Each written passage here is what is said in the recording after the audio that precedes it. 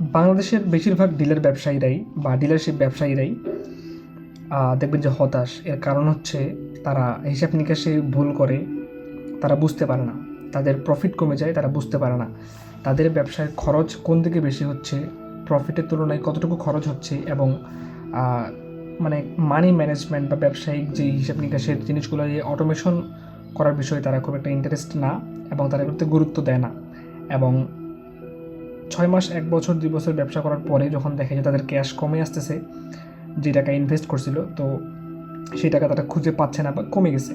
এটা বেশিরভাগ ক্ষেত্রেই হয়। তো এর প্রধান সমস্যা হচ্ছে তাদের মেন্টালিটিতে, কারণ তারা 2026 সাল বা 25 সালে এসেও তারা তাদের ব্যবসায়িক হিসাব নিকাশগুলোকে অটোমেট করতেছে না বা স্বয়ংক্রিয় করতেছে না, যেটাকে বাংলায় বলে আর কি।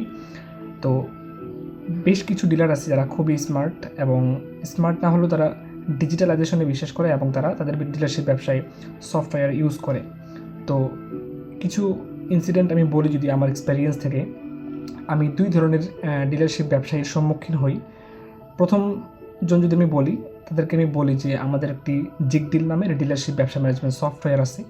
আপনি যদি চান আপনার ডিলারশিপ ব্যবসার হিসাব নিকাশ আপনি সব আমাদের অ্যাপসের মাধ্যমে বা সফটওয়্যারের মাধ্যমে করতে পারবেন, খুবই স্মুথলি রান করবে এবং আপনার সকল ধরনের হিসাব নিকাশ খুব নিখুঁত হবে।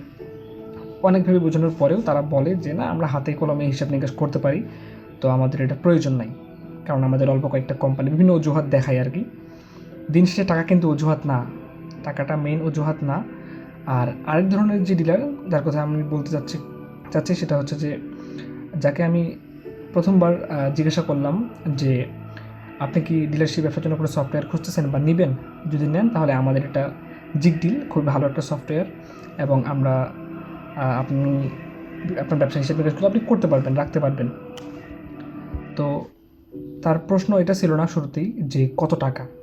সে বলে কি, এরকম তো আমার কাছে আরও অনেকেই ফোন করছিল বা আমার কাছে অনেকে আসছিল যে আপনি সফটওয়্যার নেবেন কিনা, কিন্তু সে অতটা গুরুত্ব দেয় নাই, কারণ তারা তাকে সফটওয়্যারটি দেখাইতে পারে নাই ফিজিক্যালি।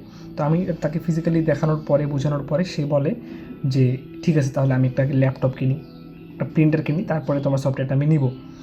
এই যে দেখেন, তাদের যে টাকার কোনো বিষয়টা তারা চিন্তা করলো না। তাদের কাছে ল্যাপটপের টাকা কোনো ম্যাটার করে না। একটা ল্যাপটপের দাম 30-40 হাজার টাকা, একটা প্রিন্টারের দাম 10,000 টাকা, 20,000 টাকা বা 15,000 টাকা। আর আমাদের যে মাসিক চার্জ, আমাদের যে সফটওয়্যারের, তার কাছে টাকাটা ম্যাটার করে নাই, কারণ সে চায় তার কাজটাকে আরও সহজ করে নিয়ে আসতে, আর যত পারা যায় কম সময়ে অধিক হিসাব নিকাশ করা যায়। তার 7-8টা কোম্পানি এবং 7-8টা গাড়ি। তো তার হিসেব নিকাশ করতে অবশ্যই সে আমাকে বলে যে আমার অনেক সময় লাগে।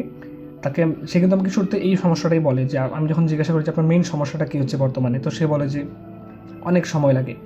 তো আমি তাকে সফটওয়্যারটা দেওয়ার পরে, সে নেওয়ার পরে যখন আমি তার কাছে ফিডব্যাক নিতে চাই, সে আমাকে বলে যে তোমার সফটওয়্যারটা নেওয়ার পরে আমার কাজ অনেক সহজ হয়ে আসছে, এবং আমি প্রতি মাসের এবং বছরের পরে বছরের যে হিসাব নিকাশগুলো আমি ট্র্যাকিং করতে পারতেছি, প্রোডাক্ট ওয়াইজ কোন প্রোডাক্টটা চলতি মাসে বা গত মাসে বা 6 মাস আগে কত পিস বিক্রি হয়েছে, এবং সেই অনুযায়ী আমি কোম্পানির কাছে অনলাইন করতে পারি। যাবতীয় জিনিসগুলো সে আমাকে বললো, ফিডব্যাক দিল। তো বাংলাদেশের বেশিরভাগই এটা বুঝতে চায় না। যদি আপনারা বুঝে থাকেন বা আপনি জিগডিল সম্পর্কে জানতে চান বা আপনার ডিলারশিপ ব্যবসাটাকে অটোমেট করতে চান, তো সেক্ষেত্রে আপনি আমাদের সাথে যোগাযোগ করতে পারেন। জিগডিল.com যদি আপনি যেয়ে থাকেন, সেখানে আরও বিস্তারিতভাবে বলা আছে, এবং সেটাই আমাদের সফটওয়্যার, সেখানে আপনি অ্যাকাউন্ট খুলে দেখতে পারবেন।